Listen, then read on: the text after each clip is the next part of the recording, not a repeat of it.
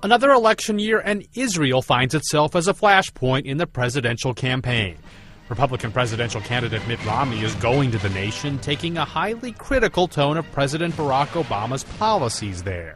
I'll tell you right here before I leave what I think of this administration's shabby treatment of one of our finest friends. But President Obama so far has stayed away, not visiting while in office.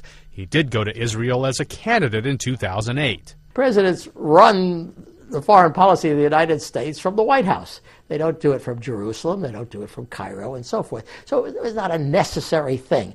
Going there is a political thing, a public relations thing. Still, with Romney's visit looming, the White House announced it is releasing an additional $70 million in military aid, helping expand production of a short-range rocket defense system. And I hope that as I sign this bill, once again, everybody understands how committed all of us are, Republicans and Democrats, as Americans, to our friends and making sure that Israel is safe and secure. Support for Israel has long been a hallmark of U.S. presidents. The nation is a key ally in the Middle East, and there is enthusiastic backing of Jewish and evangelical Christian constituencies in the U.S. Romney says President Obama has been weak toward Israel, even lecturing its leaders. He was even caught by a microphone deriding them.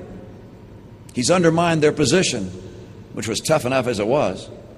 And even at the United Nations, to the enthusiastic applause of Israel's enemies, he spoke as if our closest ally in the Middle East was the problem. For his part, the president says his support has never wavered. As many of you know, I have made it a top priority for my administration to deepen cooperation with Israel across the whole spectrum of security issues. As for that visit to Israel, a campaign spokesman told Obama supporters in a conference call a visit is likely if the president wins a second term. Lee Powell, The Associated Press.